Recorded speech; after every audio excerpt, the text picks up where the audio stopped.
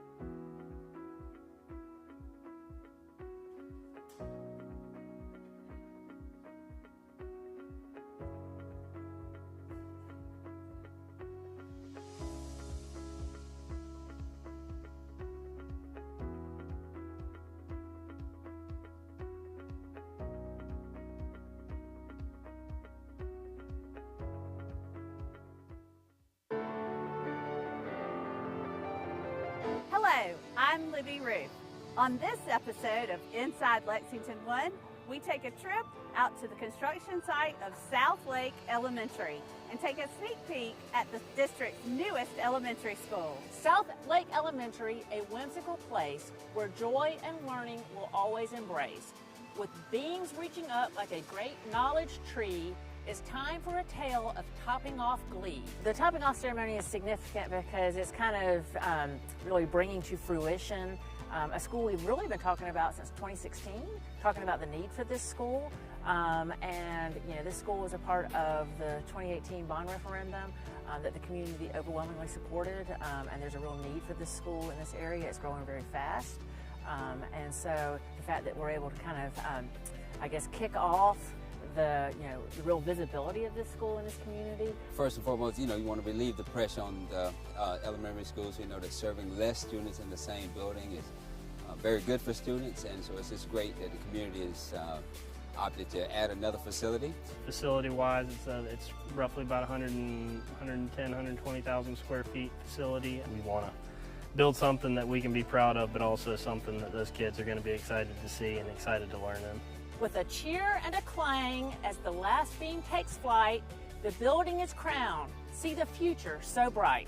A topping off ceremony, a whimsical show at South Lake Elementary where young learners will grow. To see our money and talent resources being used in such an amazing way, I think this is a great culminating event really for that bond referendum, and I hope that the community is really proud of the work they've done to see to it that Lexington 1 stays at the top. It's exciting to be a part of growing something new and being a part of the Lexington 1 legacy. I mean, Lexington 1 has, on average, been opening a school a year for about 25 years. And to be a part of a board and several boards that recognize that Lexington is just going to continue to grow and that we're a premier district, and the way we can serve our community and serve our students is to make sure that we have great facilities in all areas of the community, and that all areas have a wonderful place where their students can go and grow and learn. Construction crews are on target to have this new facility open for employees, students, and families by August of 2024. We will update you on their progress in another episode of Inside Lexington 1. So stay tuned, and thanks for watching today's episode.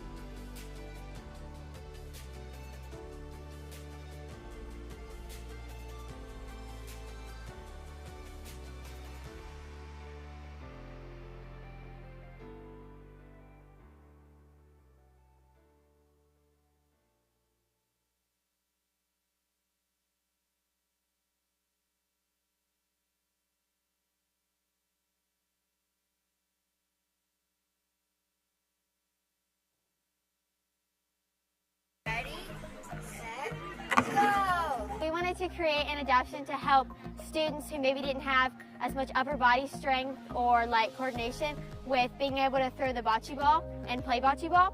So we made this ramp that they can just put the bocce ball on and it rolls it down for them, and they can like push the ball harder or softer, and it helps them have some control over the game. It's just really cool to see students have all these different opportunities no matter what challenges lie ahead of them. And I think it's even cooler that we had our students kind of help brainstorm those ideas and bring it to life. Ready, Max? Well, I'm not an athlete, so I wouldn't know if I had any challenges using it. But for someone like Max, if he had challenges using it, then we could like use that feedback to make it better. The ramp is going to go over to some other school districts in the area to be utilized for their Special Olympic events. So that's really cool to see the impact that our students are making, not just in our school and our district, but in our community of Columbia and potentially the state as well. Look at that one. That one is good. If it's like easy to you, it might not be easy to other people. So you have to kind of put yourself in their shoes and realize, oh, maybe I need to explain this more to them and stuff, because it can be hard.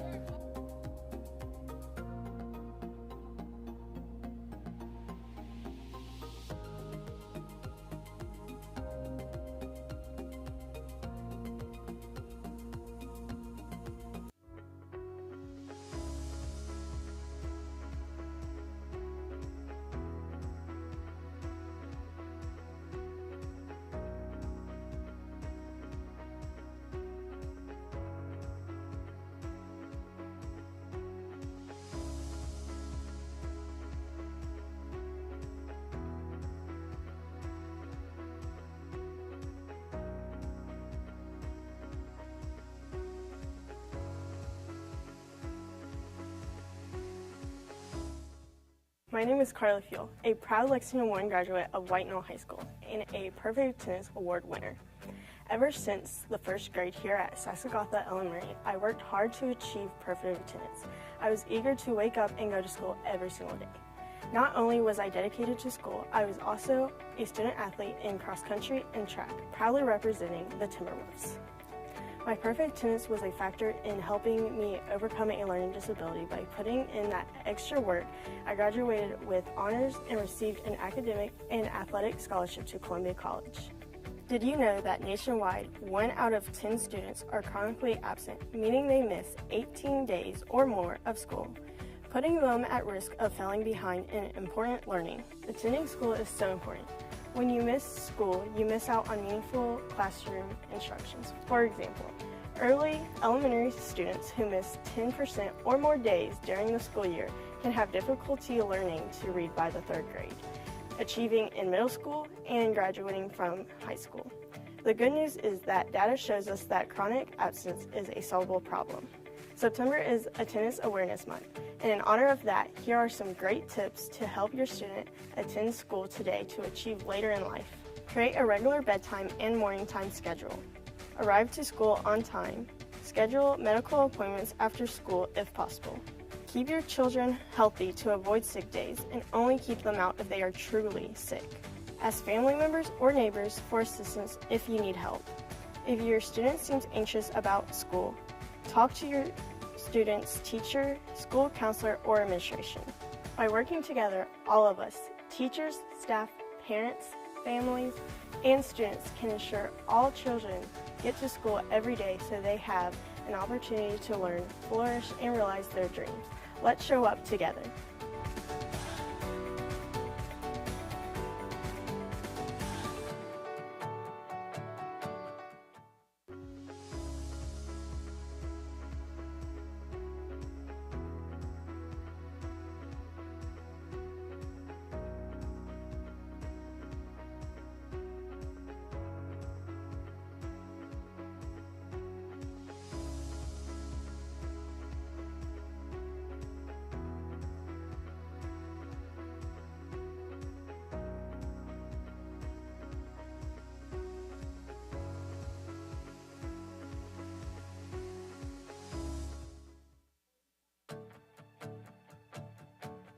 The College Center has really pushed her and shown her that there are no limits. John being the first generation graduate of College Center has made us all proud.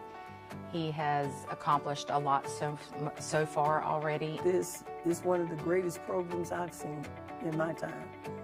And for a child such as Michael or other children, the one-on-one and the smaller classrooms, the staff, faculty and staff have more time that they can contribute to their education.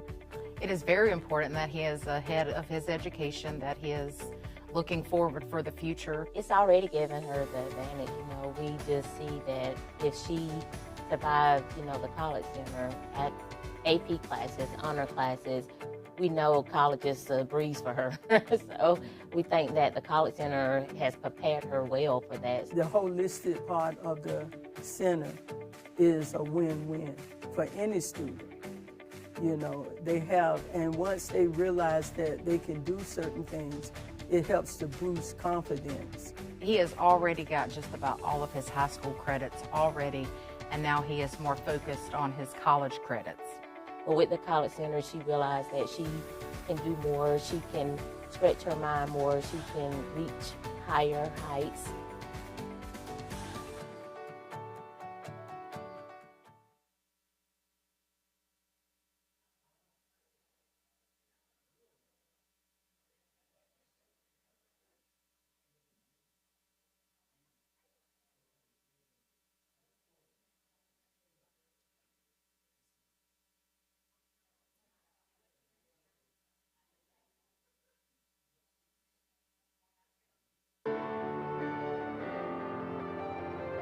Hi, I'm Megan Moore.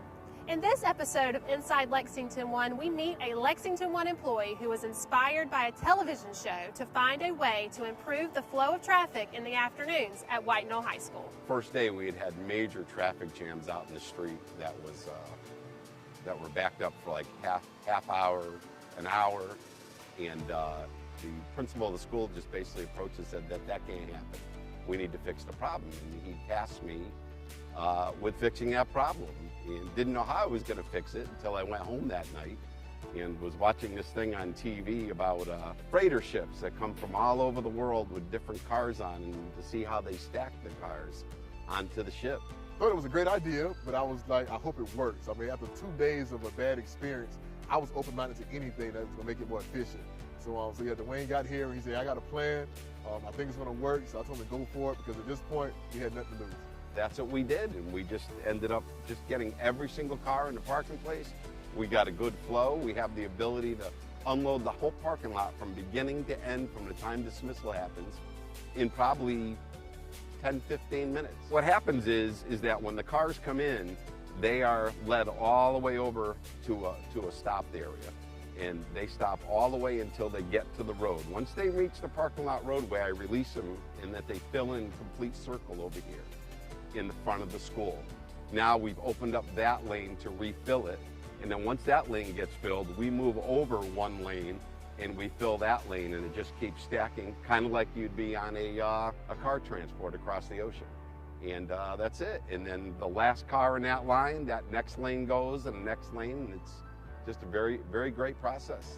The changes I made the pickup process a lot more efficient. It's done 2 things. One, it's got all of the cars off of Platte Springs Road, which was a really concern of ours in the county.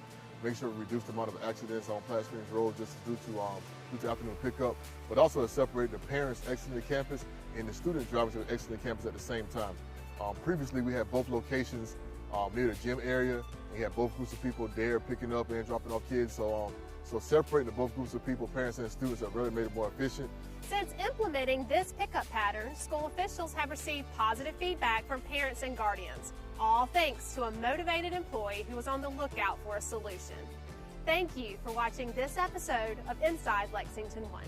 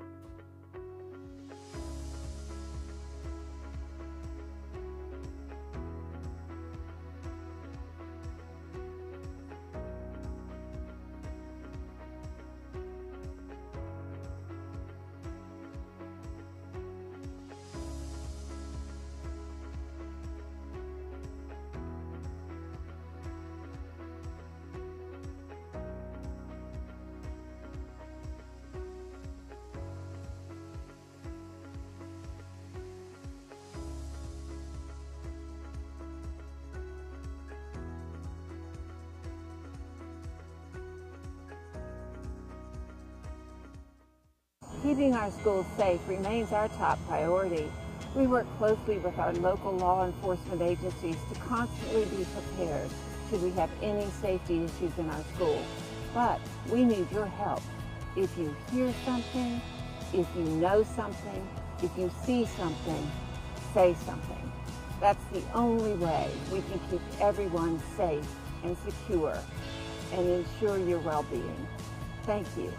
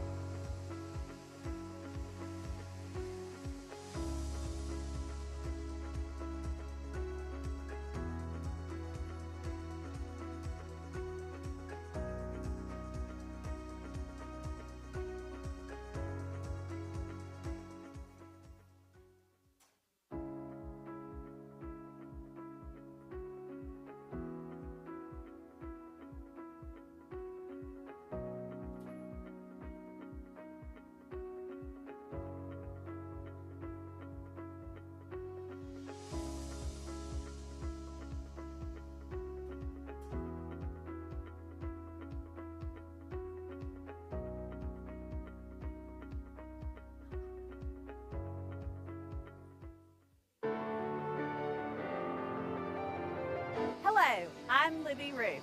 On this episode of Inside Lexington 1, we take a trip out to the construction site of South Lake Elementary and take a sneak peek at the district's newest elementary school. South Lake Elementary, a whimsical place where joy and learning will always embrace.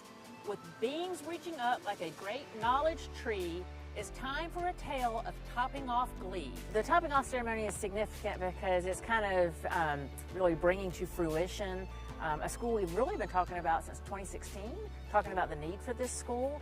And you know, this school was a part of the 2018 bond referendum that the community overwhelmingly supported, and there's a real need for this school in this area. It's growing very fast.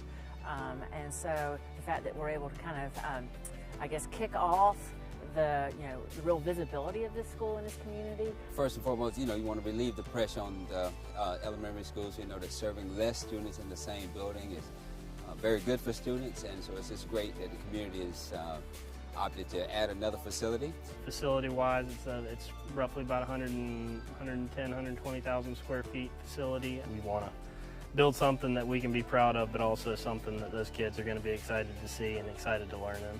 With a cheer and a clang as the last beam takes flight, the building is crowned. See the future so bright.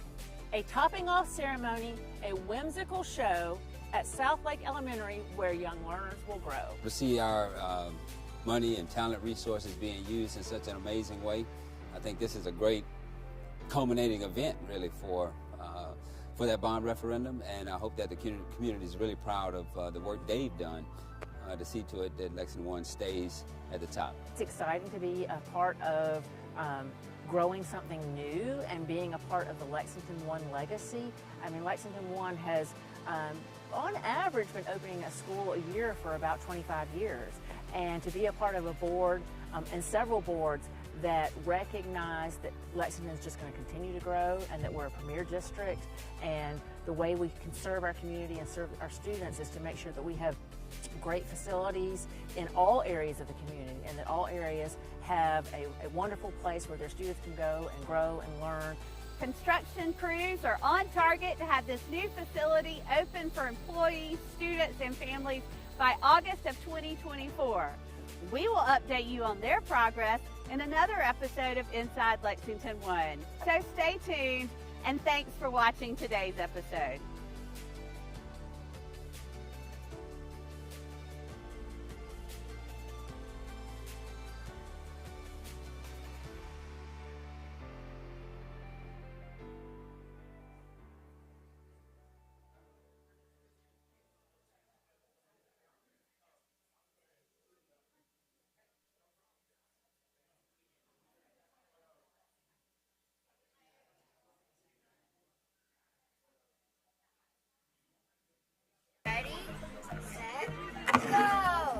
to create an adaptation to help students who maybe didn't have as much upper body strength or like coordination with being able to throw the bocce ball and play bocce ball. So we made this ramp that they can just put the bocce ball on and it rolls it down for them, and they can like push the ball harder or softer, and it helps them have some control over the game. It's just really cool to see students have all these different opportunities no matter what challenges lie ahead of them. And I think it's even cooler that we had our students kind of help brainstorm those ideas and bring it to life. Ready, Max?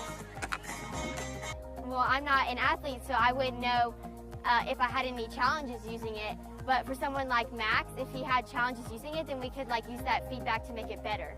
The ramp is going to go over to some other school districts in the area to be utilized for their Special Olympic events. So that's really cool to see the impact that our students are making, not just in our school and our district, but in our community of Columbia and potentially the state as well. Look at that one. That one's good. If it's like easy to you, it might not be easy to other people. So you have to kind of put yourself in their shoes and realize, oh, maybe I need to explain this more to them and stuff, because it can be hard.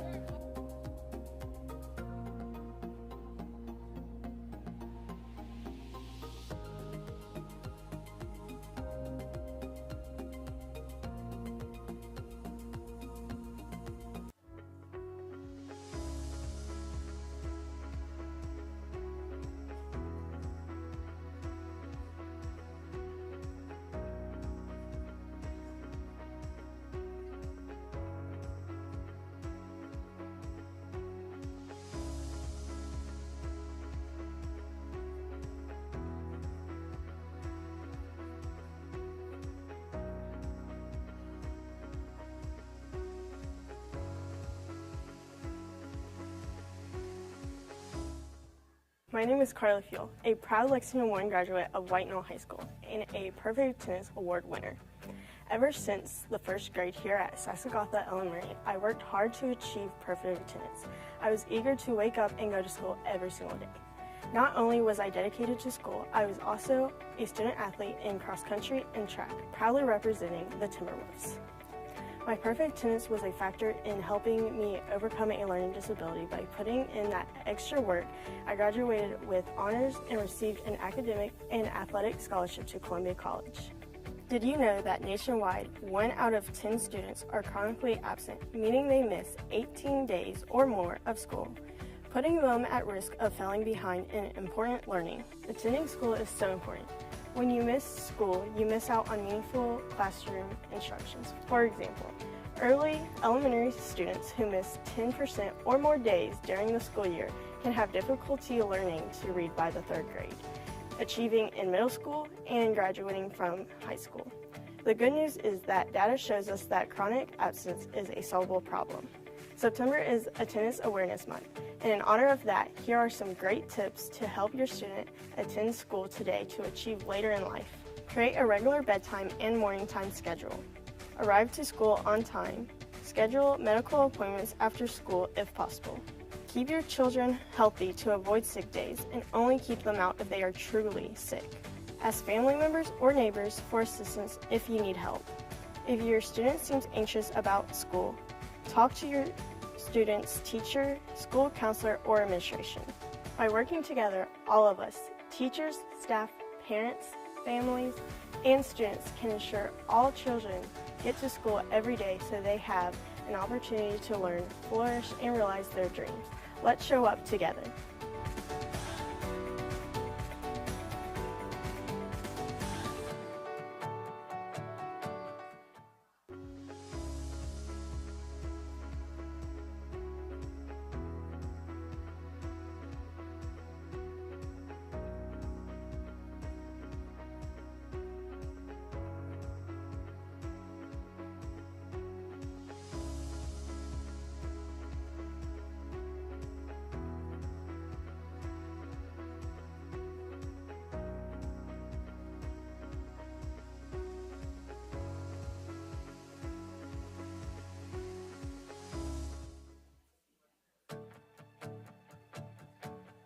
The College Center has really pushed her and shown her that there are no limits.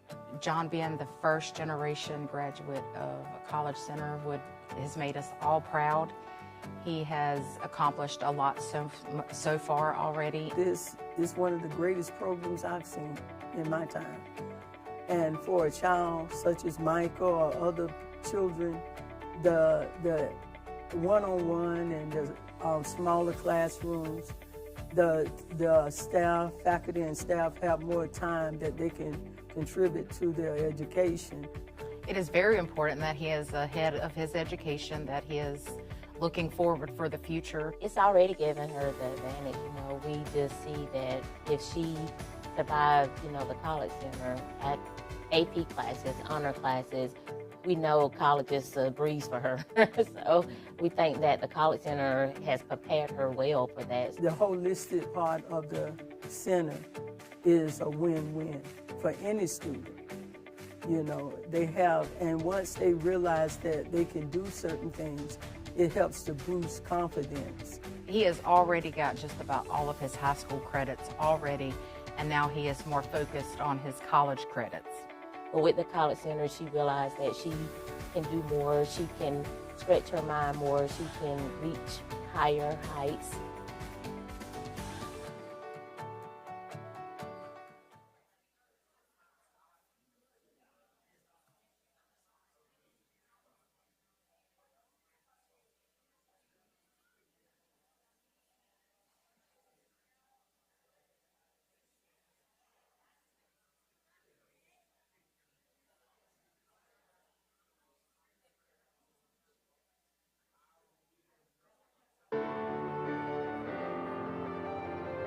Hi, I'm Megan Moore. In this episode of Inside Lexington One, we meet a Lexington One employee who was inspired by a television show to find a way to improve the flow of traffic in the afternoons at White Knoll High School. First day we had major traffic jams out in the street that were backed up for like half hour, an hour, and the principal of the school just basically approached and said that can't happen. We need to fix the problem. And he tasked me with fixing that problem, and didn't know how I was going to fix it until I went home that night and was watching this thing on TV about freighter ships that come from all over the world with different cars on, and to see how they stack the cars onto the ship.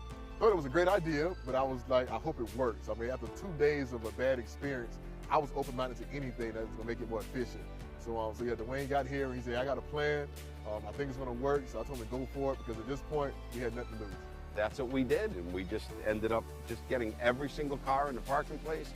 We got a good flow. We have the ability to unload the whole parking lot from beginning to end, from the time dismissal happens, in probably 10, 15 minutes. What happens is that when the cars come in, they are led all the way over to a stopped area, and they stop all the way until they get to the road. Once they reach the parking lot roadway, I release them, and that they fill in a complete circle over here in the front of the school. Now we've opened up that lane to refill it, and then once that lane gets filled, we move over one lane and we fill that lane, and it just keeps stacking, kind of like you'd be on a car transport across the ocean. And that's it. And then the last car in that line, that next lane goes, and the next lane, and it's just a very, very great process. The changes have made the pickup process a lot more efficient. It's done 2 things. One, it's got all of the cars off of Platte Springs Road, which was a really concern of ours in the county. Make sure we reduce the amount of accidents on Platte Springs Road just due to afternoon pickup, but also to separate the parents exiting the campus and the student drivers that are exiting the campus at the same time. Previously, we had both locations near the gym area, and you had both groups of people there picking up and dropping off kids. So separating the both groups of people, parents and students, have really made it more efficient. Since implementing this pickup pattern, school officials have received positive feedback from parents and guardians, all thanks to a motivated employee who was on the lookout for a solution. Thank you for watching this episode of Inside Lexington One.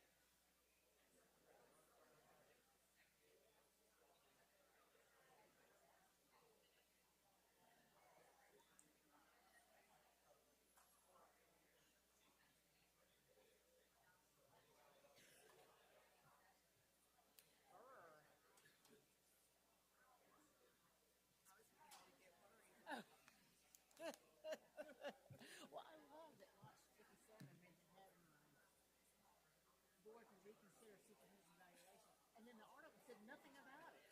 I would talk about a clickbait headline.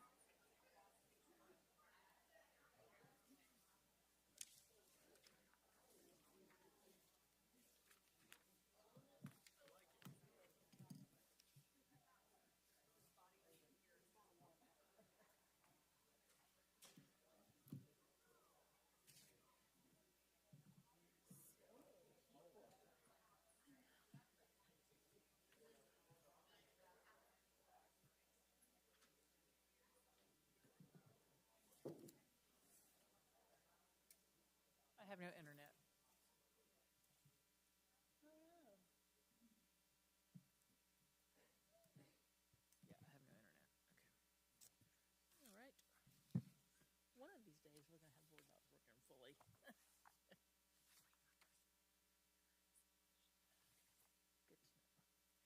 All right. Good evening. All right. I call to order the general session of the October 24th board meeting. The district is in compliance with the South Carolina Freedom of Information Act by notifying the media of the date, time. Wait a minute. I skipped a page. So sorry.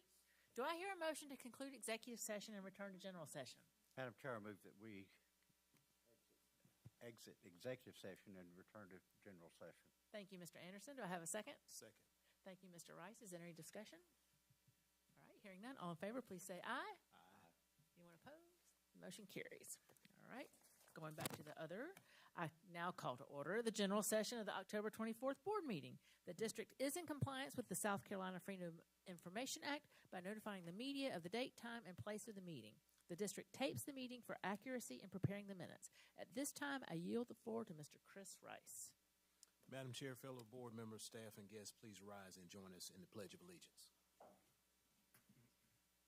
I pledge allegiance to the flag of the United States of America and to the republic for which it stands, one nation, under God, indivisible, with liberty and justice for all.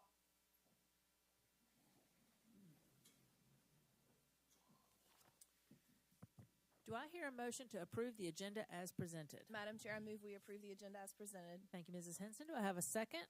Second. Thank you, Mr. Rice. Is there any discussion? All right. Hearing none. All in favor, please say aye. Aye. Aye. Anyone opposed? The motion carries. Do I hear a motion to approve the consent agenda as presented? Madam Chair, I move we approve the consent agenda as presented. Thank you, Mrs. Henson. Do I have a second? Second. Thank you, Mr. Rice. Is there any discussion? All right. Hearing none. All in favor, please say aye. Aye. Aye. Anyone opposed? The motion carries. Do I hear a motion that the board approve 2 current year certified recommendations and 1 administrative staff recommendation for 2024-2025 as presented by administration? Madam Chair, I move that the board approve 2 current certifications and 1 administrative certification for the 24-25 school year. Thank you, Mrs. Henson. Do I have a second? Second. Thank you, Mr. Rice. Is there any discussion? All right. Hearing none. All in favor, please say aye. Aye. Anyone opposed? The motion carries. Do I hear a motion to approve the superintendent evaluation summary report? Madam Chair, I move that we approve the superintendent's evaluation summary report. Thank you, Mrs. Henson. Do I have a second? Second. Thank you, Mr. Anderson. Is there any discussion? And what I'll say, the board conducted the superintendent's evaluation on October 3rd, and at that time, our attorney was with us, and he compiled the comments and remarks of the board and created a summary letter. And I think I will read that summary letter right now into the record. So, dear Dr. Postlewaite, I'm writing on behalf of the Lexington County School District 1 Board of Trustees to summarize the board's evaluation of your performance during the 2022-23 school year conducted at our meeting on October 3rd, 2023. The purpose of this letter is to summarize the conclusions of the board and provide you with guidance as the district proceeds through the 2023-24 school year. The board wishes to commend you on your overall extremely effective evaluation for the 2022-23 school year. The consensus of the board is that you are exactly the superintendent the board needs at this time. Your evaluation assessed your performance for 22-23 in the areas of student achievement, operations, finance, human resources, and communications. The board was particularly pleased with your effective and fully transparent communication with us. Your work ethic and style of leading by example, your expertise and commitment to instructional leadership, and your efforts to stabilize the district's finance department. You have made good hires and strengthened the district's policies and compliance in numerous areas. Your experience and talent were obvious from the moment you arrived in Lexington. As we continue into the 2023-24 school year, we ask that you focus on the following areas. First, we would like you to continue to build a senior leadership team who are empowered to carry out the strategic plan while building strong and effective leaders for our district. Second, please look for opportunities to delegate more of your day-to-day communications to your leadership team while you continue to focus on strategic development of the district. Finally, we believe the community would benefit from continuing the increased communication. Thank you again for the exceptionally stable, consistent, and thorough leadership you provided our district this past year. As a board, we fully support you and ask that you let us know how we can assist. If you have any questions or if we can provide any clarification, please let us know. Sincerely, yours, Anne Marie Green, Board Chair. Thank you very much.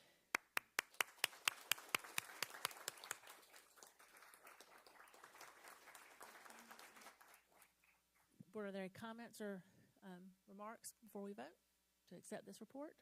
All right. All in favor, please say aye. Aye. Anyone opposed? And the motion carries. All right. It's time for honors and achievements. So at this time, I'd like to recognize some of our River Bluff area principals who are joining us this evening. This is a new thing. We're going to be bringing our principals in by attendance zone and give them a chance to be recognized. So will you please stand when I call your name? Lori Myers, principal of Lexington Elementary School. Jennifer McNair, principal of Meadow Glen Elementary School. Timothy Carnahan, principal of Midway Elementary School. Christina Graham, principal of Oak Grove Elementary School. Bill Kuhn, principal of Meadow Glen Middle School. Jacob Smith, principal of River Bluff High School. Thank you for joining us this evening.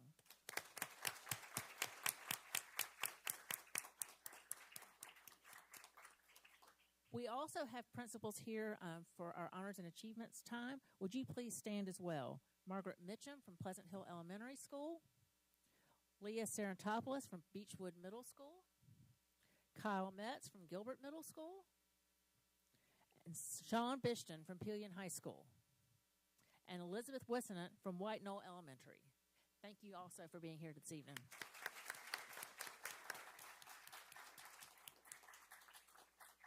Are there any other principals here that we missed? No? We said Dr. King. Yes. He's tall. He counts as two, I guess.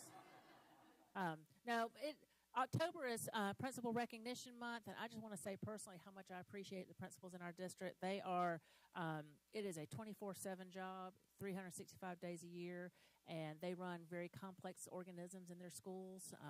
They're there before the sun comes up, unlocking the doors and making coffee and making sure that everybody's in the right place, and then they greet every student by name. In addition to all the instructional leadership they provide, and the operations management, and the financial management, and the discipline, and the hugging on kids. And so just thank you very much for all you do for our students in Lexington 1. All right. Now it's time for honors and achievements. And I'm going to ask Dr. Postlewaite to step down. As always, we have our Proof Positive newsletter that was on the table in the back of the room when you came in. Please make sure you grab one or two, or trick-or-treat's coming up next week. Put these in the trick-or-treat bags. Spread the word to your neighbors about your honors and achievements. But feel free to take several. Once we are finished recognizing our honorees, we'll give everyone a chance to leave before we resume the rest of the meeting, but you are welcome to stay. When you hear your name, if you'll come down to the front and stand with Dr. Postlewaite while we talk about your achievements. All right. First, we would like to invite Elizabeth King to join Dr. Postlewaite up front. Elizabeth, who serves as the district's social studies coordinator and avid district director, was recently honored by the South Carolina Council for the Social Studies as the council's Buckland Teacher of the Year. Annually, the council honors the outstanding performance of teachers, college professors, and other worthy individuals and programs that work to promote quality social studies in the Palmetto State. Prior to serving as the district's social studies coordinator, Elizabeth taught social studies, was a master teacher, then an education associate for social studies at the South Carolina Department of Education. Elizabeth is an experienced leader of professional learning at the local, state, and national level in the areas of integrating thinking into instruction, data-informed decision-making, developing various types of assessments to measure student learning, and leading professional learning opportunities. Congratulations to you, Elizabeth.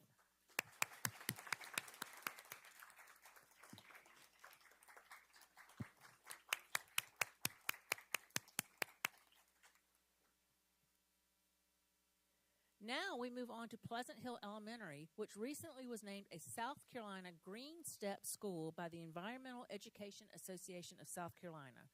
Would Pleasant Hill Elementary School Principal Margaret Mitchum and interventionist Mara Farley please come to the front? Green Step is an environmental education initiative that encourages individual schools to take steps toward becoming more environmentally responsible. Each year, participating schools work on projects in 3 categories: conserve, protect, and restore. Pleasant Hill Elementary students work hard to make their environment better through many different projects. The school has an extensive recycling program, rain barrels around the school to water the school gardens, and outdoor composting, just to name a few. Students also make plastic yarn out of donated grocery bags, which are then donated to the Columbia Arts Center to make bedrolls for the homeless. In January, PHES joined the TREX Bags to Benches program. For every 1,000 pounds of flexible plastic collected, schools can enter to win a durable outdoor bench. Because of their hard work, PHES has won 4 benches. The first bench won was placed on the playground as a buddy bench. Congratulations to Pleasant Hill Elementary School for this recognition.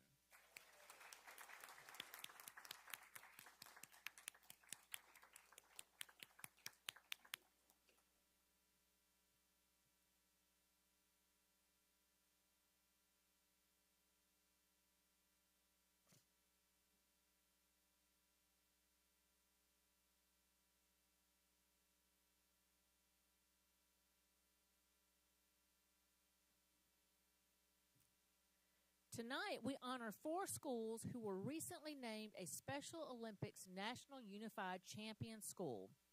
A Special Olympics Unified Champion School has an inclusive school climate and exudes a sense of collaboration, engagement, and respect for all members of the student body and staff. These Lexington I schools have worked hard to create an environment where everyone feels welcome, valued, and included both in school and in their local community. To be named National Unified Champion School, the school must meet 10 national standards of excellence. First, let's welcome representatives from Beechwood Middle, Principal Leah Saratopoulos, Physical Education Teacher David Dawsey, Teachers of Special Abilities Whitney Jordan and Annie Peterson, and Special Education Instructional Assistant Amanda Garcia, Kim Preston, and Alicia Spinney.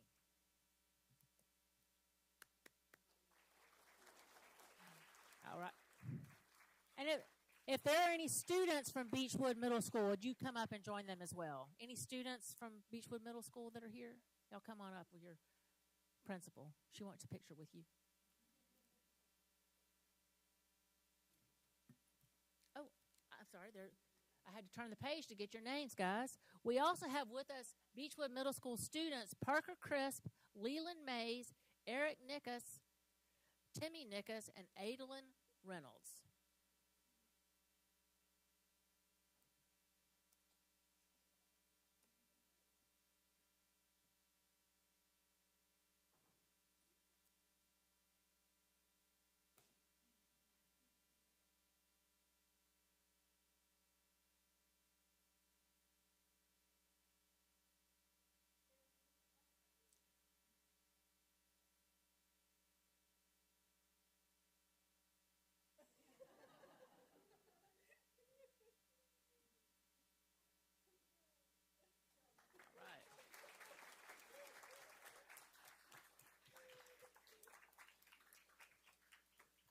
Next, let's welcome representatives from Gilbert Middle.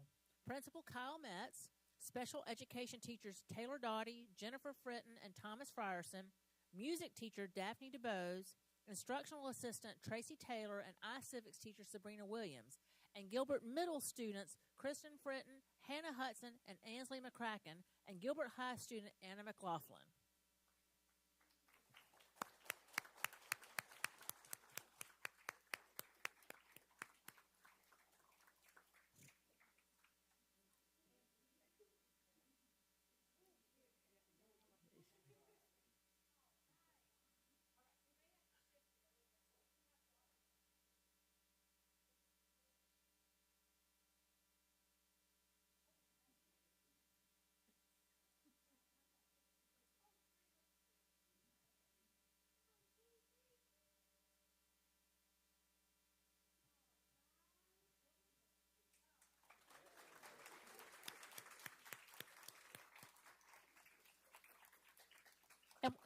And while they're sitting down, just 5 days ago, Gilbert Middle was named to the ESPN honor roll for the U.S. Southeast region for its work as a Special Olympics Unified Champion School. That's impressive.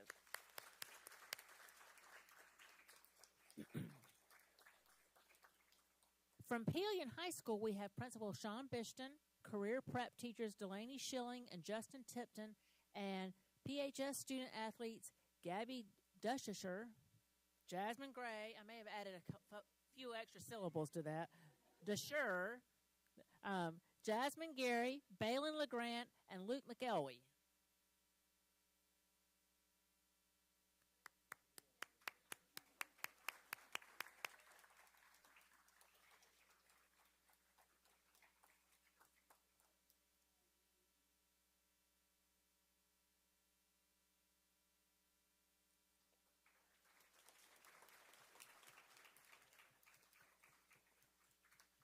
And last but not least, representatives from White Knoll Elementary, Principal Elizabeth Wissenant and Special Education Teacher Kathy Bryant.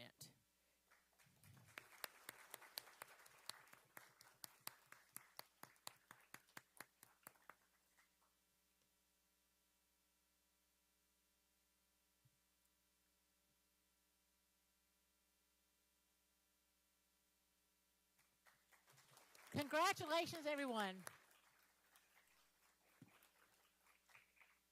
For our last award of the night, we would like to honor some amazing seniors. The National Merit Scholarship Program named 11 Lexington I students semifinalists, keeping them in the running for significant scholarship awards. Semifinalists represent the top 1% of high school seniors across the United States. Semifinalists include Peter Wynn, Austin Rios, Paul White, and Benjamin Humans from Lexington High School, Catherine Kai, Anna Cully, Ritvik Korapati, Riley Miller, Pranesh Rajesh Kanan, and Cassandra Thomas from River Bluff High School, and Joshua Ridley from White Knoll High School. The National Merit Program selects students who show exceptional academic ability. These seniors continue in the competition for approximately 7,600 National Merit Scholarships worth more than $30 million. Congratulations. If any of those students are here, y'all come on up.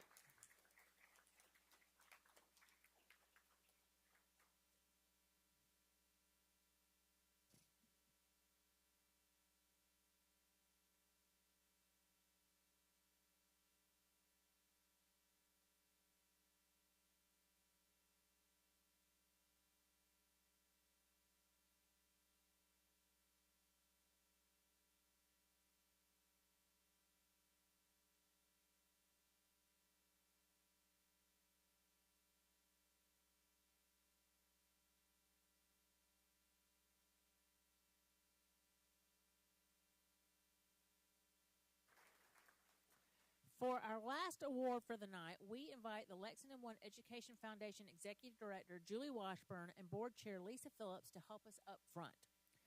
Lexington I Education Foundation approved the Bucks for Books grant totaling $25,000 for this school year. The district's English Language Arts Coordinator, Candace Lett, is here to accept this award on behalf of all of our elementary schools. Candace, please come forward. Each of our elementary schools received funding from this grant to support literacy efforts and the LETTERS program in all of our kindergarten classes in Lexington I. In addition to funding Bucks for Books annually, the foundation sponsored a sizable grant for primary math in the classrooms just last year. Thank you to the foundation for their support of students and their learning in Lexington I.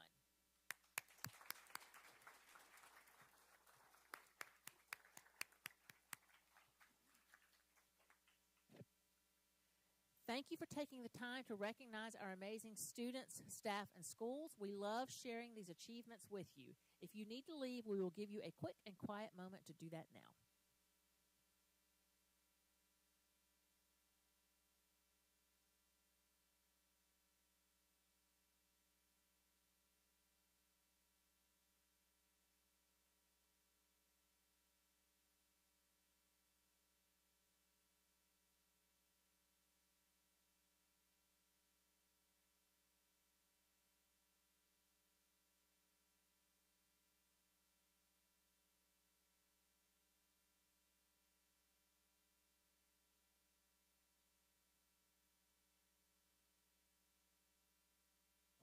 Inside voice, things that nobody looks at anyway. I'm just going to celebrate my kids graduating. I'll be okay with that. But it's funny, that scholarship, as a result, USC reduced her Palmetto Fellows by $4,000. Yeah. Because you're only allowed to get a certain amount when you max out.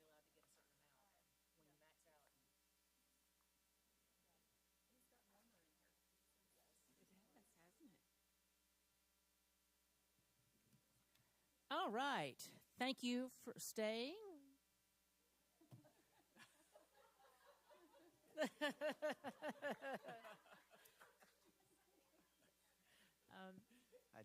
Don't be like Lutherans. Come on down. See, I always thought it was Back Row Baptist. So All right, it's time for our superintendent's update. So I'm going to turn everything over to Dr. Postlewaite. Thank you. We are simply sharing 3 or 4 slides out of this deck. We had a long agenda. We saw that a couple of board members wouldn't be here, and the information we wanted to share with you tonight, we felt the whole board would enjoy seeing and hearing. So I'll just start with the slide that picks us up from our last workshop where we talked about disciplined people with disciplined thought, taking disciplined action, and thank the board for being a board that focuses on students first and putting at the center of the agenda the actions that we can take that will create better conditions for teaching and learning in all of our schools across the district.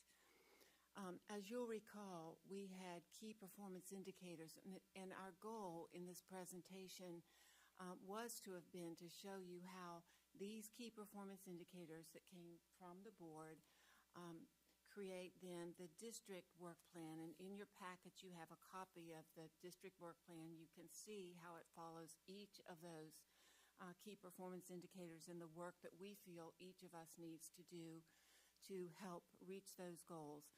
And the school work plans do the same. So when you have the work session right before our meeting in November, we're going to have one of our principals, actually Christy Graham here tonight, is going to share with you how these key indicators drift down through the district office work and to the school level and to the classroom level so that you can see exactly how your priorities are driving work that's done on behalf of students in this district. Also in your packets tonight was a draft of the board annual work calendar when we set our priorities and understand what we need to do for the year as a leadership team. Then we create an annual work calendar so we know what we're planning to do every month. It is in draft form.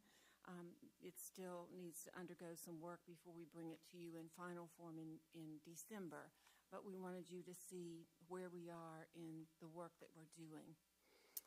November 14th, we probably need to start about 4:45 because we need time for this workshop. So if we start our workshop at 4:45, we can take a break at 5:30, go into executive session, get some dinner, come back out then and start your meeting at 6.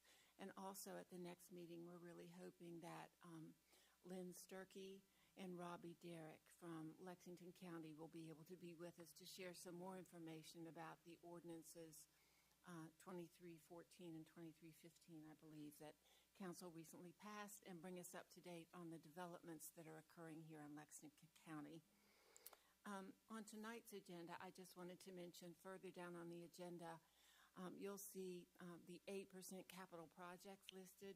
This does not require board approval.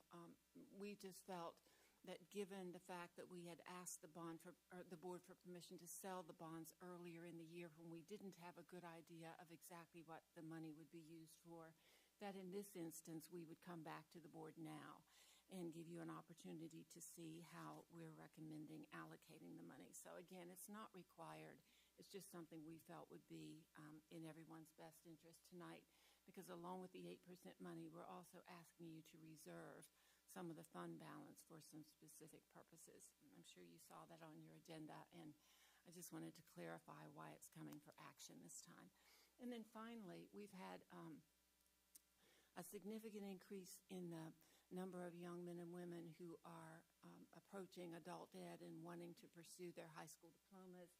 So we are going to try to submit an ESSER revision, I believe, for approval to expand some of the funds we're using in order to be able to create 3 more sections of adult ed. Next year, the district will be reimbursed for that money, but you have to have the adult ed count before we receive the reimbursement for services. So that's it's a one-time investment that should pay dividends in future years. So that's the end of the superintendent's report. It's short and hopefully sweet. Board, does anybody have any questions for Dr. Postlewaite about anything that she mentioned? All right. Moving on to citizens' participation. Do we have anyone here tonight who wants to speak to the board? All right. As a reminder, if you're not able to come tonight to speak to the board, you can email us or call us. Our contact information is on the website. So. All right, moving on to new business. And the first item on new business, actually a broad item, are the B policies. And so I'm going to turn it over to Mrs. Henson to kind of give us some background on that. Okay, so during the 2022-2023 school year, we had an ad hoc committee that was revising some policies. And so what we have here tonight is first reading, and we've been given a red line, board members, of recommended changes to our policy. So we'll just briefly go through those changes tonight. And if you have any thoughts on those, I know some thoughts have been stewing over the last week or so. You can chime in on those now, and we'll also discuss them for second reading at our next meeting. So the first one is BEBD. And this is our board agenda policy. And so the change that's being made to that is the way a board member would suggest an item to be added to the agenda. And so I'll just read the change to you.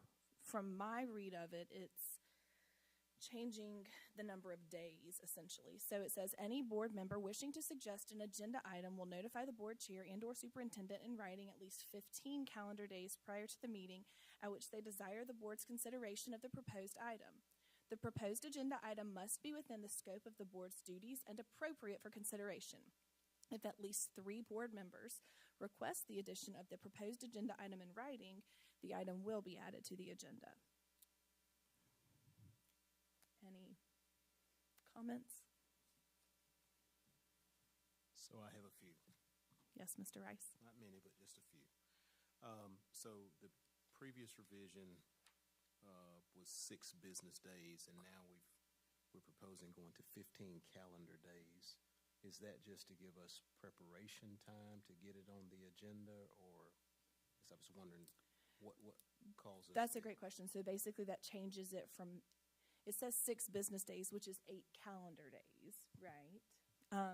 To 15 calendar days. So that's adding a week to it. So Dr. Postlewaite. I'm happy to speak with that. The superintendent in Lexington County meets with the board chair and vice chair 14 days before the meeting to go over the agenda. And then after that, the agenda is refined. People are preparing the information that needs to go into the packet so that you get it in plenty of time. So it's a 2-week cycle that we're working. And it's intended to be to make the process more effective, because if it came in 6 days before a meeting, at that time we have the agenda practically ready to publish. What the only concern I have there is there are times when there are 2 weeks between meetings. You know, the window between our 2 meetings could not fall in line with that. So.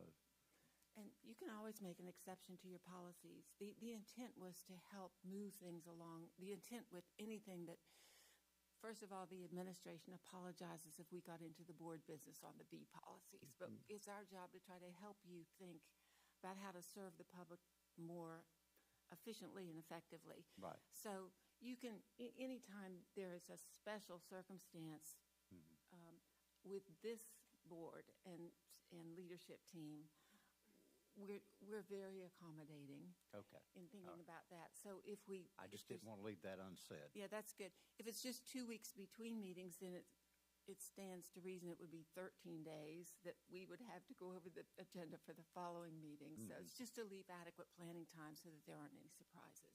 Thank you. Thank you. I think the only other question I had about the revision and keeping in mind this is the first reading. I mean, we appreciate Dr. Postwaite, we appreciate you and appreciate the SLT trying to help us along with this. But I think what we need to make clear to everyone is that you all aren't trying to draft it to just fit your agenda. You're just trying to help us out. But the board ultimately has the final decision as to, hey, through first reading, I don't like this, I want to strike this, or I want to add this or whatever. So it's not a thing where the board has just delegated this totally to your staff, although we do appreciate your staff doing this. But we're working together as a partnership, but the board is still in control of what goes into that policy. Correct. I guess the other thing I was going to touch on that, in the existing policy, it mentioned something about items of business could be suggested by board members, staff members, or the public, but I don't see the public in the revised, in the revisions here proposed. So I guess I wonder, with the revision saying that 3 board members request the addition, it can be added.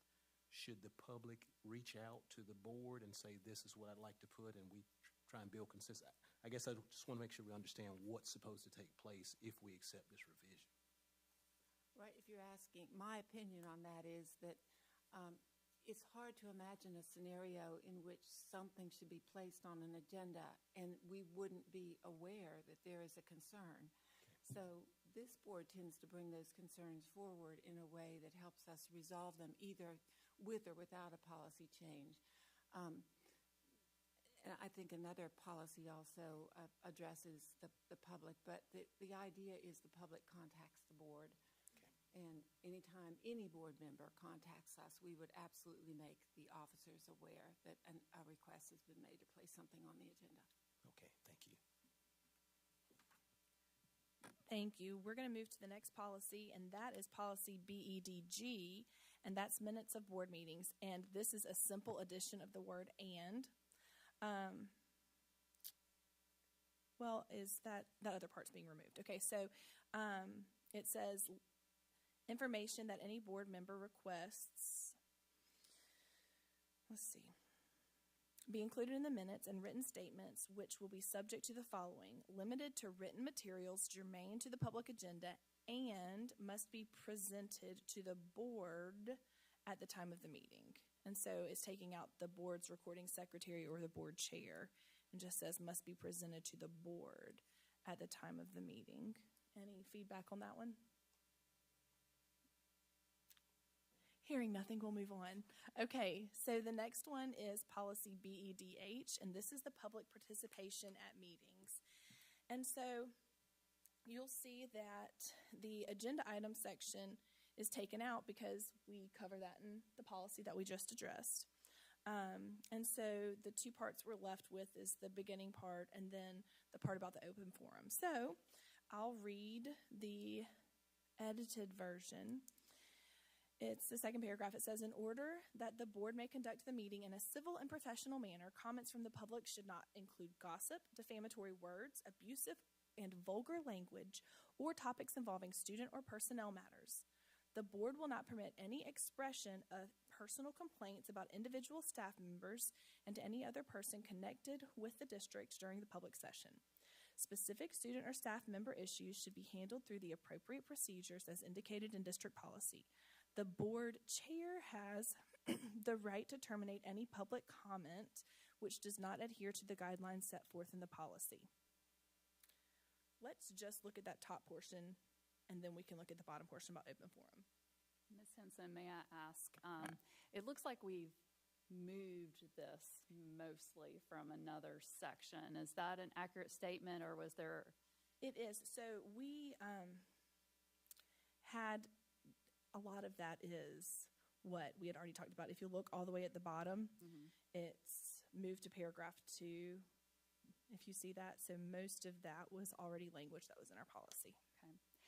One suggestion, just for clarity, I think where we're saying topics involving student or personnel matters, I think the intent is a specific student or a specific personnel matter. Maybe could clarify that in the language. Okay. That's a great point.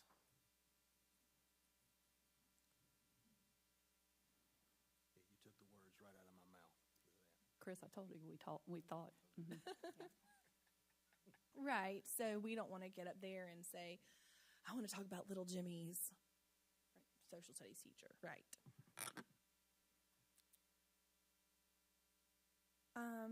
In the past, I was just looking back through there. Okay, yes, that was another section. Okay, the last portion, does anyone have any questions about that? It talks about the board may provide a specified period of time for comments from any citizen residing in the district, Lexington 1 staff member. It does have the addition of or any elected official representing Lexington County. And that's interesting because we have some representatives who do represent portions of Lexington County that do not live in Lexington County. So, yeah, I found that interesting, and maybe that's an accepted practice, but you basically have any elected official representing Lexington County, even if they don't represent Lexington School District 1, can come in and voice their opinion. But we won't allow people who don't live within our district to voice their opinion. That's, I don't know, that may be something we need to think about a little bit. I think they still have to follow the guidelines, so is that correct? They have to fill out the card and... Right. Yeah, okay. All right. And I could see where that could get touchy, you know, for an elected, and we have had elected officials come before us wanting to speak but had not gone through the process. And we weren't able to do that because of board policy. So I understand what you're saying, but it's an elected official, and they do represent us. So to deny them access to us, I don't think would be wholly good.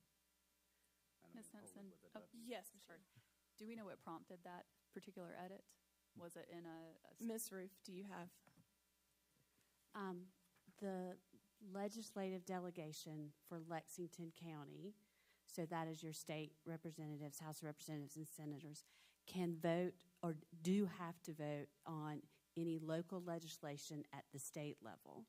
And so if there is local legislation that applies to us, they will be voting on something that could impact our district. So in my experience in the past, that was a recommendation that I brought in, just knowing that local legislation isn't something that we have really had a lot of in Lexington County, but that can come up, and in that case, you do have folks who have a piece of Lexington County, and because they do, they're considered part of the legislative delegation, and they do have the ability to vote on a local legislation that could impact our district. So that was the recommendation just from my past experience with advocacy efforts.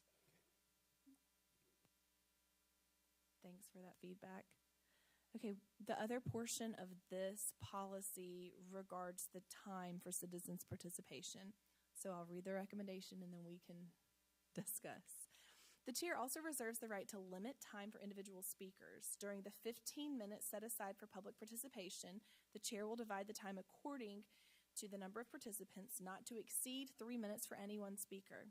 Public participation will not exceed 15 minutes unless waived by a majority vote of the board. Consideration may be given for a public hearing for gaining input on critical issues. All right, I'll start with that one. So 15 minutes, and you're going to allow everybody 3 minutes to speak, says that that's only allowing you 5 speakers, basically, if each person takes the 3 minutes. I guess the thought would be, with the way this is written now, if we get 7 people that sign up, will we have to stop and take a vote and say, tonight citizens participation is going to last 21 minutes instead of 15 minutes every time we have a meeting? So, Mr. Rice, the way it's written right now would be that the 15 minutes would be divided by 7 people, so you would have approximately 2 minutes each to speak, not to exceed the 3 minutes per person. I personally think that one of the few times that we hear from citizens is during citizens participation. I mean, you can go back the last 3 years, and we've heard more than 15 minutes from time to time.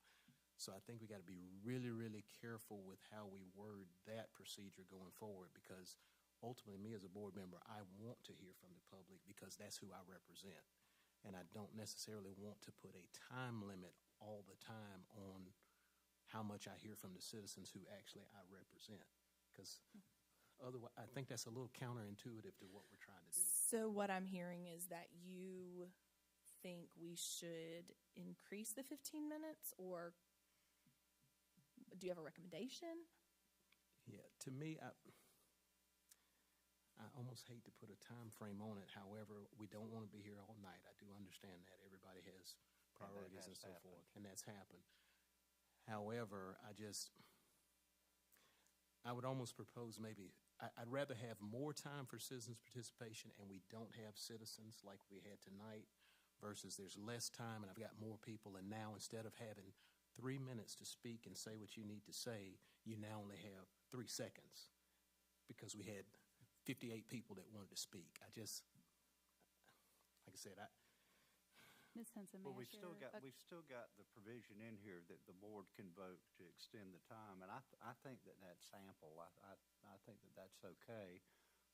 If we have a number of people to speak, and let's say there's a hot topic that particular night, we could extend it for as long as we wanted to. But I keep in mind when we went through COVID, some of the citizens' participations that we went through at that time, and they were memorable, but not in a good way. We had 67 people speak one night, and we were here till about 11:30. And the more they talked, the madder the crowd got. So I think that, keeping the composure of the meeting overall is our duty. And we can extend it. And this is the first reading, and I hear what you're saying. And I would be okay if we did 30 minutes, but I do think there needs to be a set time, and we can always amend that. Okay, so I'm hearing you like that we can have consideration for important critical issues. Exactly. But there should be a time limit. You think the time limit should be more than 15? Ms. Shealy. One place I wanted to start, actually going back to the first paragraph, and I'm going to dovetail into this. First of all, I like that we add that public is encouraged rather than just invited to the board meetings, because I think we all agree with that. Another important sentence, I think, in that first paragraph is that the board conducts meetings for the purpose of carrying out official business. The meetings are not public hearing meetings. So that's important to kind of set the tone for the purpose of our meeting. We do want to hear from citizens about our agenda or high-level topics. But if there's the need for a public hearing, we have a way, there's a construct, there's a sentence in here that speaks for how we could set that up if we know there's a topic that we would want to have extensive conversation in it. So kind of going back to kind of the recommendations. So I tend to think back kind of a history. So in the past year, which is more typical than a COVID year, I don't think we've filled up our 15 minutes. And I do think when you're planning an agenda, you have to have time slots for things. So we need a limited time slot. If 15 minutes is not enough consistently, I feel like we need to expand it. If 15 minutes has been enough historically, I don't see why we would need to change it. And I think consistently was the key word there, Yeah, and we have the allowance to extend that 15 minutes if we notice a bunch of people show up. I think, again, we're all aligned. We want to hear from our constituents, from our from folks in our community, but it's written so that it allows us that flexibility. And like the provision in here allows, if it is a hot topic, it is a subject that we need that feedback, we can always have a public hearing to hear those concerns. And so we'll need to be proactive, knowing what's in our agenda and what we're hearing from the community. When we do attendance lines for schools, those can be hot topics. Grading can be a hot topic. Those types of things. We should be proactive about maybe putting a little extra time in our agenda for those things. So okay. Let me see if I can tie a little bit of a bow around it. Just looking at that paragraph where it says, during the 15 minutes set aside for public participation, the chair will divide the time according to the number of participants not to exceed 3 minutes for any one speaker. To me, I do not like the concept of dividing the time and cutting people's 3 minutes down. Even if it's 2 people or if it's 12 people. Now, I'm not going to give them 15 minutes to give us their whole speech, but I think give everybody their 3 minutes.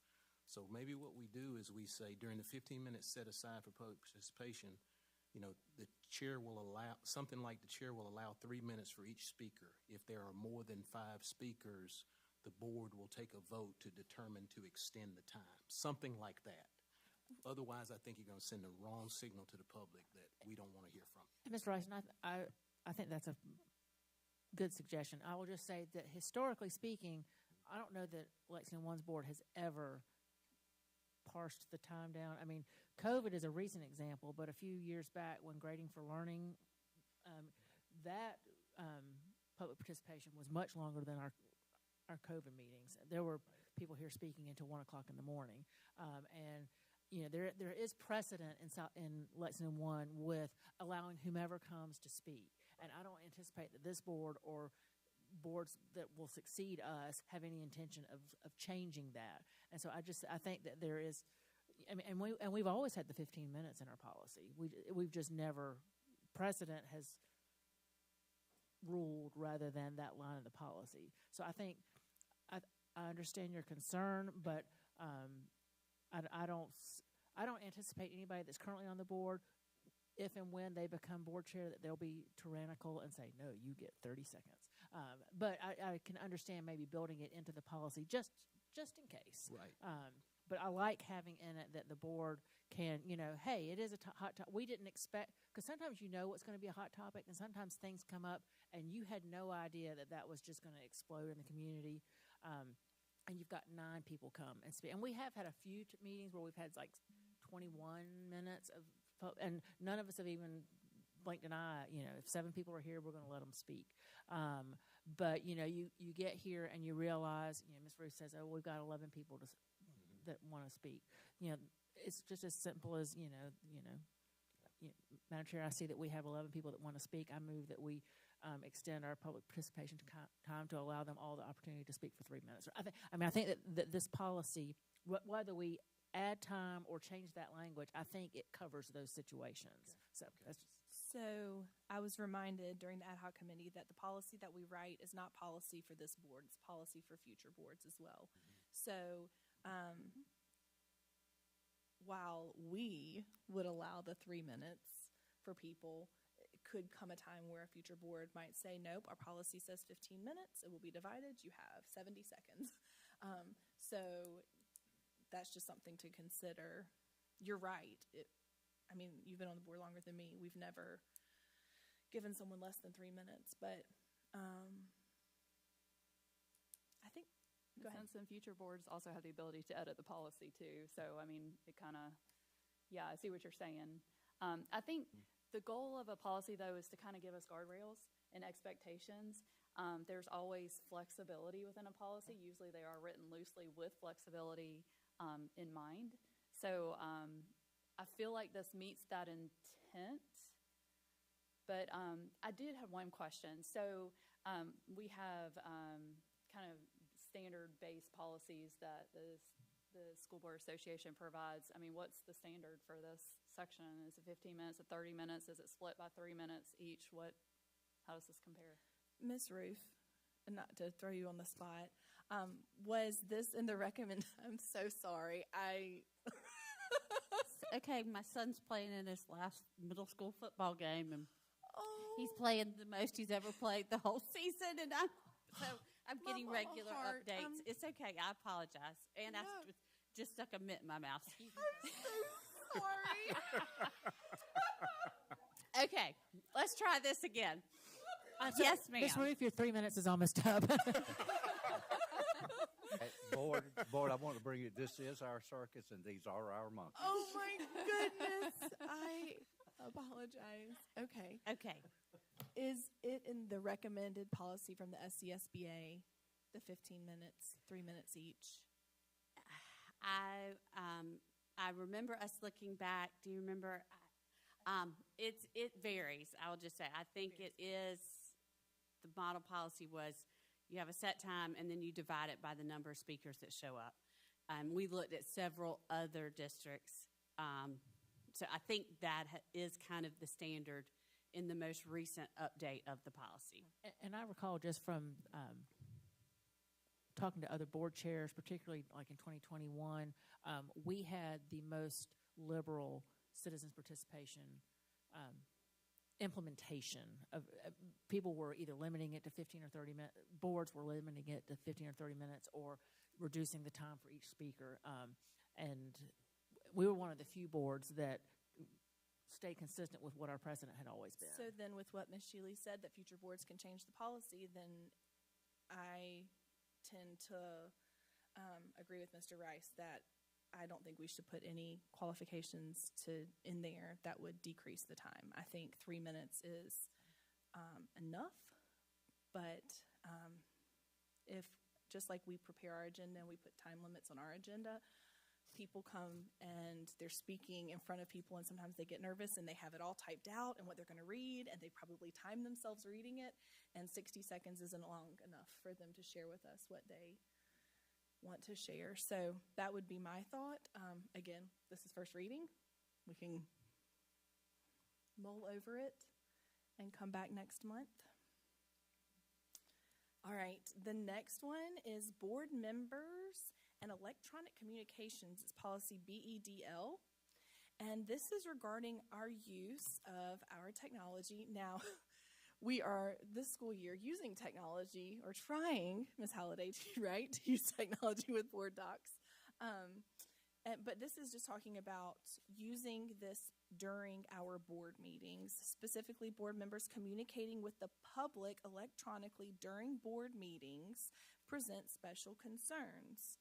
Such communications promote the appearance of partiality. There is an established opportunity for public participation, so allowing the public to comment during the meeting outside of that designated public comment time excludes other members of the public from hearing that input. Therefore, board members will encourage their constituents to follow the public participation protocol instead of providing their input electronically during meetings, and will refrain from communicating with the public electronically during board meetings. Thoughts? Questions?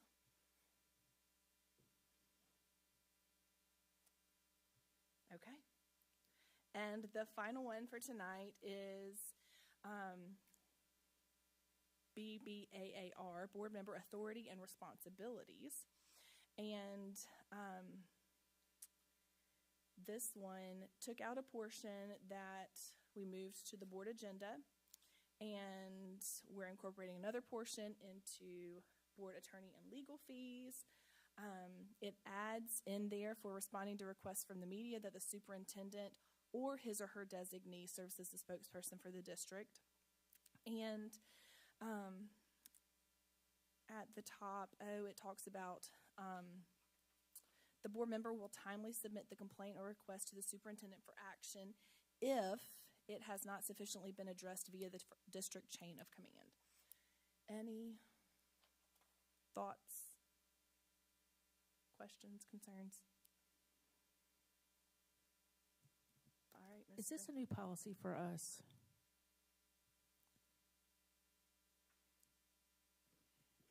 BBAAR is the administrative rule that went along with the board member authority and responsibilities. We had made changes to that board agenda section, but because we've incorporated that in the board policy, the BED BEDB, which is the agenda piece. We felt like we could take that out of there. Okay. All right, Ms. Green, that's all of them. Thank you very much, Mrs. Henson. And again, this is the first reading, and so board members, if you have any other thoughts that occur to you about these, if you'll just forward those maybe to Ms. Roof or Ms. Halliday, and they can try to incorporate those and make the words work for us. So we'll bring them back for second reading in November. All right. We're moving on to action items, and we'll get a motion on the table, and then we'll get some information from Mrs. Miller. Do I hear a motion to approve the fiscal year 2023-2024 capital project budget as presented in the amount of $17,763,866? Madam Chair, I recommend the board approve the capital project budget as presented in the amount of $17,763,866. Thank you, Mrs. Henson. Do I have a second? Second. Thank you, Mrs. Shealy. All right, I'm going to turn it over Dr. Pushwaiter, Ms. Miller, and then.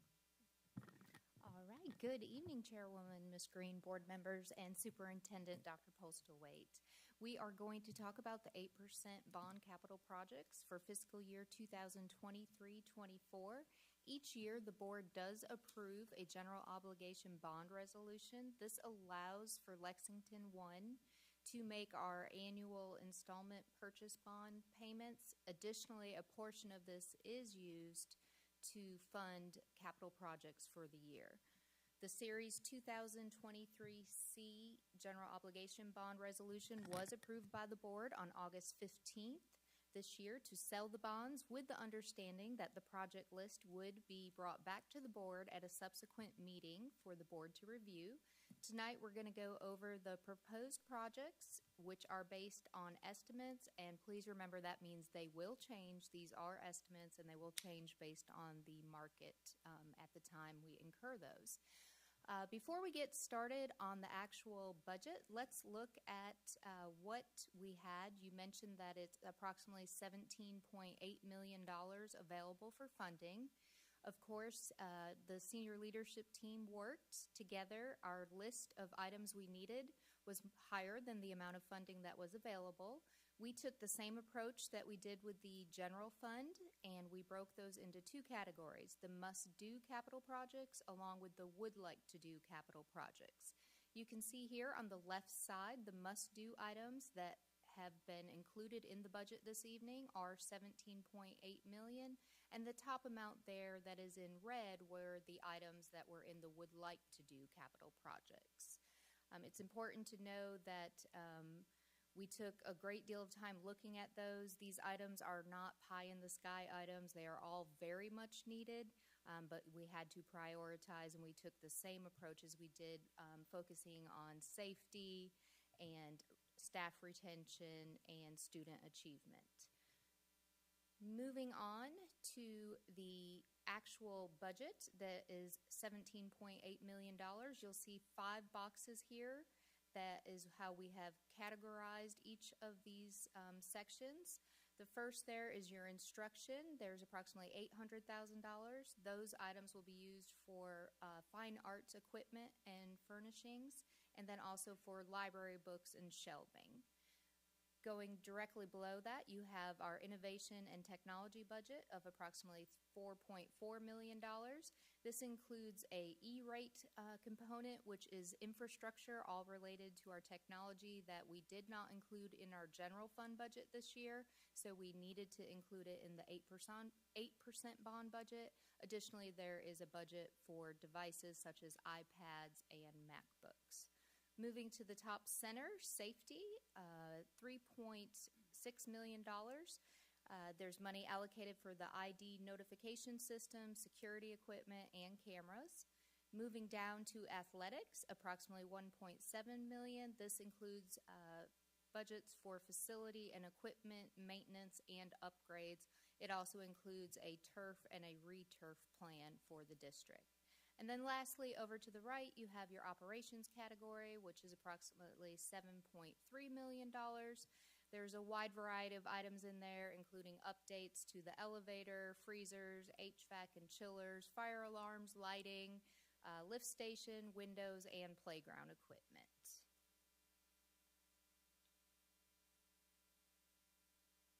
We also wanted to mention that as we are working on our capital project budget, we are also looking strategically, looking forward, and we wanted to make sure we talked about our fund balance as of June 30th, 23, and how we can best designate some funding in there to help with our strategic focus.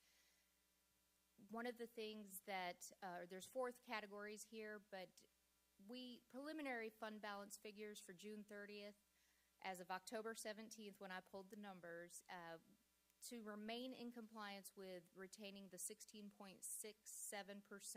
of unassigned fund balance that the board has a policy on, we do have the capacity to designate or assign some of your fund balance for initiatives that are strategic for the district and still remain in compliance with that. Now, we certainly would not recommend that you take an entire amount that's available to do that, but we do feel that you have approximately about $10 million that you could assign, and that would leave 18.74% in the unassigned fund balance category, which is about 2.25 months worth of expenditure. One of the important things to keep in mind when you're assigning a fund balance, you want it to be one-time expenditures. You do not want it to be reoccurring expenditures. So we have a list here. The first is starting with a facility and a demographic study. These would be very strategic for the district. This would assess the district's current facilities, including their condition, capacity, and functionality. This baseline information is crucial for identifying gaps in areas of needs of improvement. We estimate that to cost approximately $200,000. Then by studying the demographics of the district, including population trends, age, distribution, and growth patterns, the study can forecast future demands for our schools. This is particularly important because it will help us project student enrollment, and then we estimate the cost for that study also to be approximately $200,000. And then once we're armed with that data from the current facilities and the expected demographic changes, we can create a long-term strategic plan for the district. And part of that plan is going to be, is there a need for land? Are we growing? Where are we growing? Where do we need to purchase land to possibly build an additional school? And then also we have our pre-K program that we know we want to expand. Where's the best place to do that? And looking at all this data will help us make those really good, informed decisions strategically.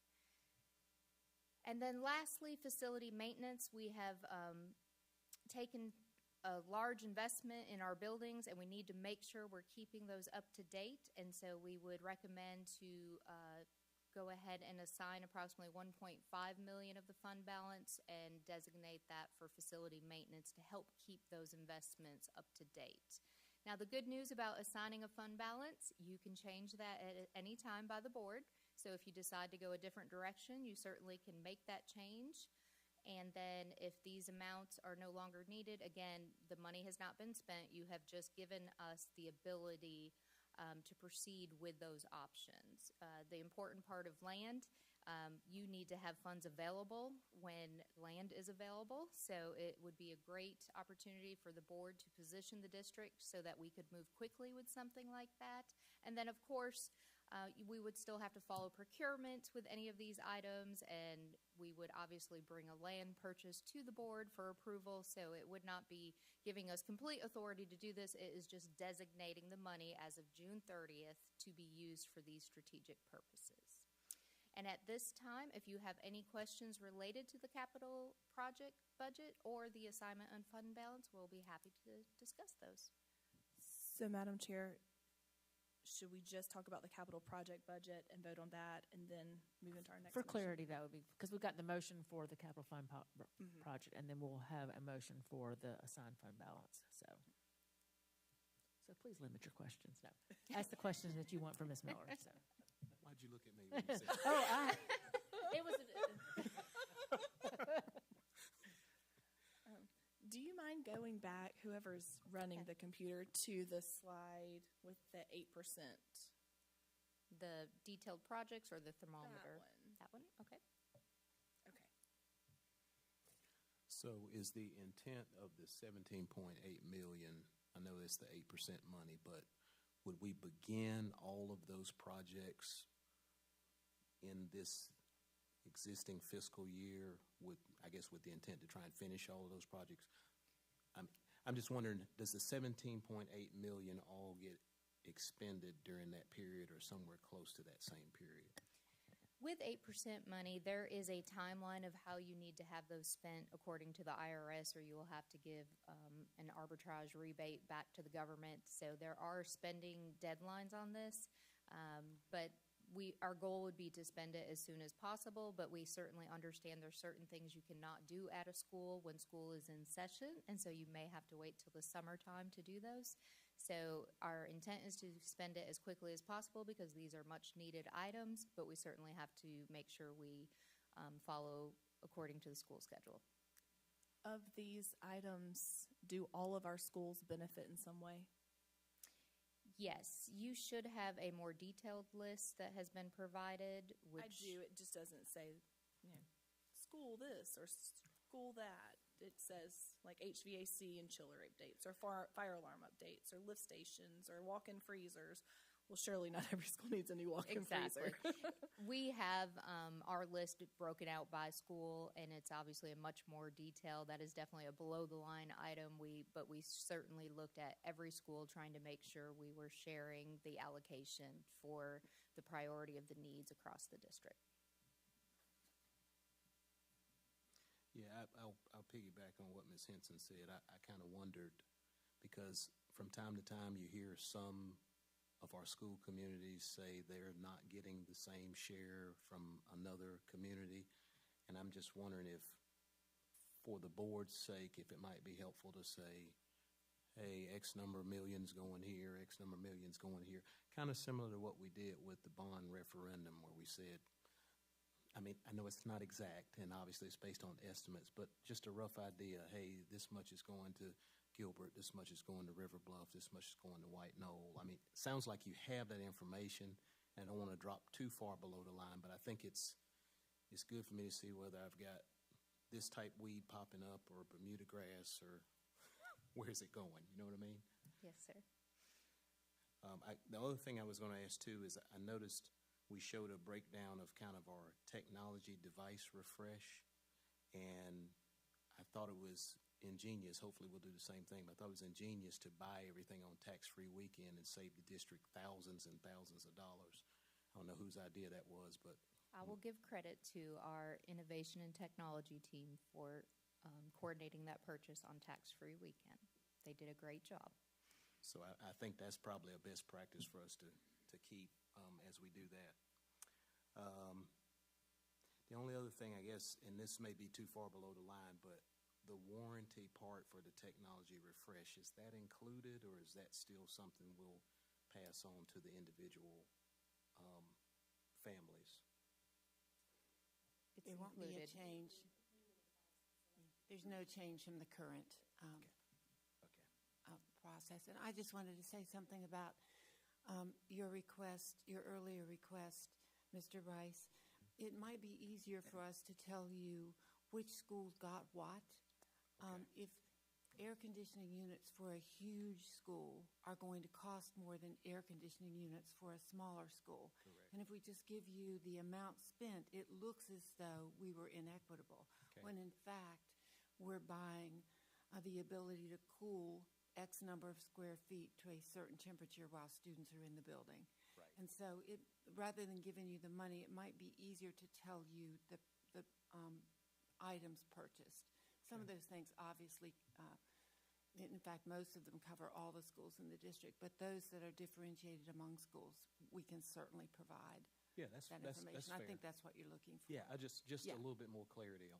Okay, sure. And I was going to, and that kind of clarified that as well. But I was, when you get into a little bit like parenting, if you tell your kids, I spent $25 on you, they want $25 on the other, but that $25 may have been that they needed, new glasses. So sometimes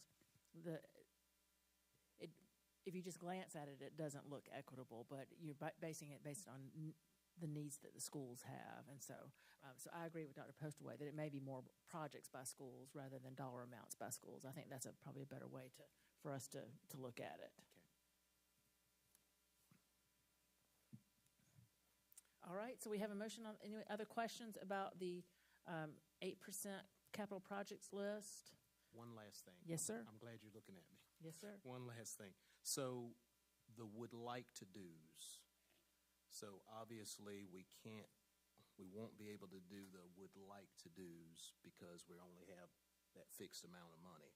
So I saw certain things on there like a retention pond, which sounds to me like there's a need or maybe an environmental drive for that or a regulatory drive towards that. So will we take something, and y'all forgive me if I'm getting too far below the line, but will we take that retention pond, which is maybe something regulatory, and we'll have to shift and pull something off of this and put that there, or have we deemed that, say, a retention pond is not necessary at this time? I guess that's what, if you can help me with that.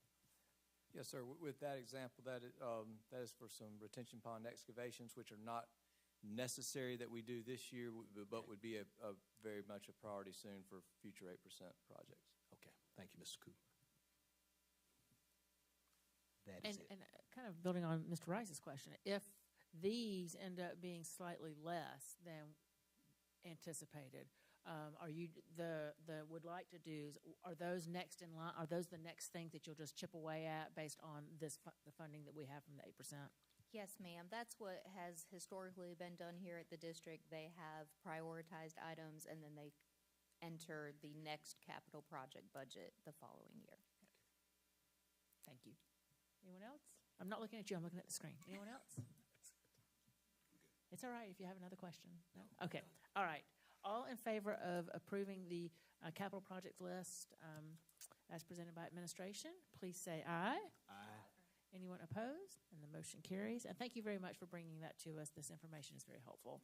I know you didn't have to, but it is good for all of us to know. So do I hear a motion regarding unassigned fund balance?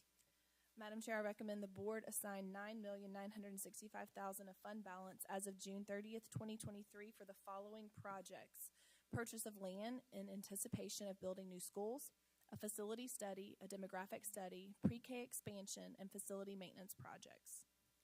Thank you, Mrs. Henson. Do I have a second? Second. Thank you, Mr. Anderson.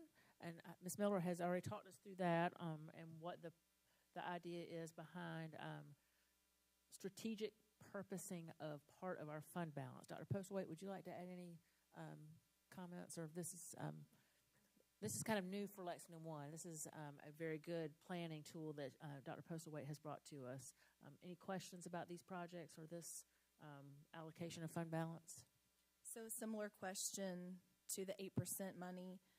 Will this one-time money be spent just in the 23-24 school year, such as the facility maintenance and whatnot?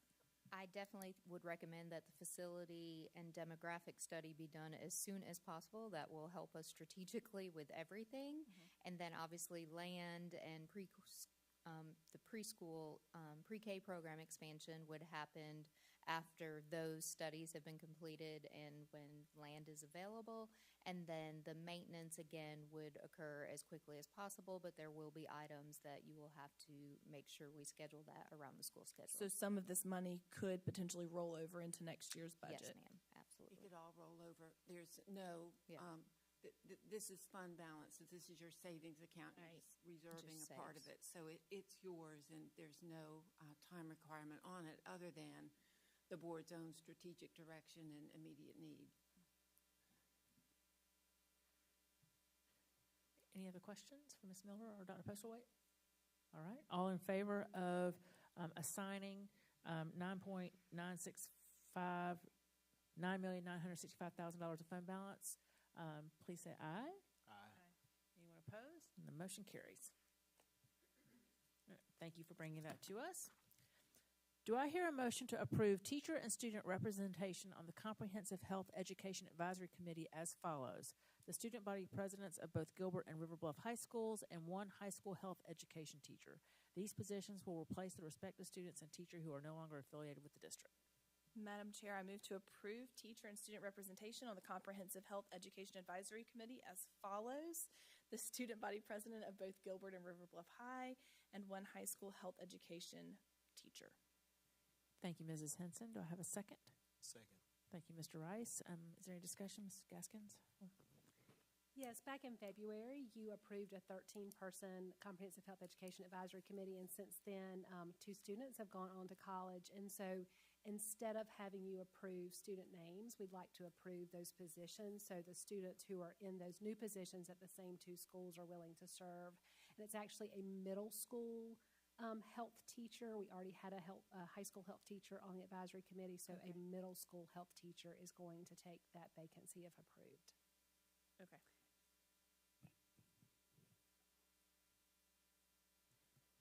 Would you like to amend your motion?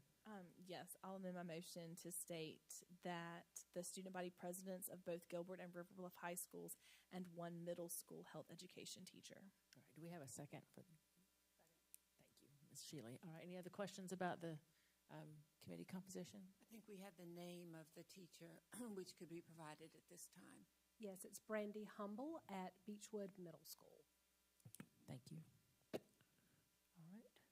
All right. All in favor of the representation for the Comprehensive Health Education Advisory Committee, please say aye. Aye. Anyone opposed? And the motion carries. Do I hear a motion to certify the following Board of Trustees as delegates to represent the Lexington I Board of Trustees at the South Carolina School Boards Association Delegate Assembly, which will be held on December 2nd, 2023. And those attendees at that conference will be Mr. Chris Rice, Ms. Kathy Henson, Mrs. Beth Shealy, Ms. Katie McCown, and myself, Anne-Marie Green. Mr. Anderson, you do not plan to attend? Okay. And Dr. Powers is unable to attend. So the 5 board members that are attending will be our delegates. Do I have a motion? Madam Chair, I move to certify the following Board of Trustees as delegates: Chris Rice, Kathy Henson, Beth Shealy, Katie McCowan, and Anne-Marie Green to represent the Lexington I Board of Trustees at the South Carolina School Boards Association Delegate Assembly. Thank you, Mrs. Henson. Do I have a second? Second. Thank you, Mr. Rice. Is there any discussion?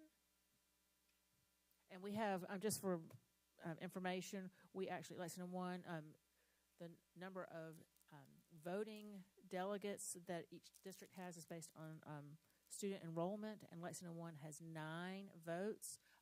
However, in November, when we consider the recommendations for the legislative priorities and the officers and the budget for the School Board Association, whatever our board votes, if we vote to agree, it's a binary thing, and so then all 9 of our votes will then vote for that at the delegate assembly. So that's how that works. So any other discussion or comments? And thank you for serving on this additional role. All in favor, please say aye. Aye. Aye. Anyone opposed? And the motion carries. Do I hear a motion to change the regularly scheduled board meeting from May 21st, 2023 to May 14th, 2023? Madam Chair, I move to change the regularly scheduled board meeting for May 21st, 2024 to yes. May 14th, 2024. Thank you. Thank you, Mrs. Henson. Do I have a second? Second. Thank you, Mr. Rice. Is there any discussion? Ms. Halliday or Ms. Roof, do you want to explain why we are moving this, or Dr. Postlethwaite and Simba? Because of high school graduations, we setting the calendar didn't click in our heads that we're getting out sooner, and our graduations will fall that week. So that is why we're going to have the board meeting a week earlier. So a very good reason to have our board meeting a week Absolutely. earlier, to have those early graduations. All right. Any other questions or discussion on that? All right. All in favor, please say aye. Aye. Anyone opposed? And the motion carries.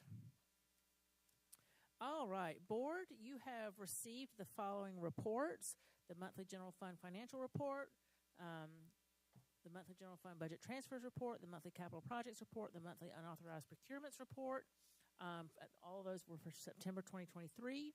You've also would like to mention that our Board of Trustees meeting locations in December 12th will be at Peoria High School in the Performing Arts Center there. And on February 20th, 2024, it will be at Lexington High School in LOPAC. Additionally, you've also received at your desk this evening Several of us attended the Day of Civility last week. That was a new joint project between the School Board Association and the Municipal Association of South Carolina. And the speaker, Police Chief Harry Dolan, retired Police Chief Harry Dolan, he spoke, and he provided a packet of guidance for resolving verbal conflict, and I thought that the packet was very informative, so I brought copies for all of you. And then additionally, I attended, I'm a board member for SCISBIT, and I attended the Risky Business conference a few weeks ago and attended a breakout session for board members on risky policies, and I thought it was an interesting handout, and so I brought copies of that for you as well. As you may know, we conducted a board self-assessment in October, on October 3rd, and the board at that time generated some goals and plans for the future that are going to be baked into the strategic plan as we go forward over the next few months, and so we will be talking about those further as we move forward. October is National Principals Month, and we appreciate all of our principals and the ones that stayed with us the whole time tonight. Thank you very much. Extra points. Extra points. Yes. And then also, October 2nd was National Custodian Appreciation Day, and so we want to recognize our all of our custodians and housekeepers who work very hard. I appreciate them so much, and they are a part of the fabric of our schools, and our students love them, and we could not operate our schools without them, so thank you very much to those folks. Our next regular monthly meeting will be on November 14th, 2023, which is a week earlier than usual due to the Thanksgiving holiday. Do I hear a motion to adjourn the meeting? Madam Chair, before we adjourn, I have some words of wisdom to share with everyone tonight, and that's as you go through life, there are two words that will open a lot of doors for you. Those words are push and pull. I'll show myself out and say I move that we adjourn. Thank you, Mr. Anderson. Do I have a second? Second. Thank you, Mr. Rice. All in favor? Please go home. Thank you.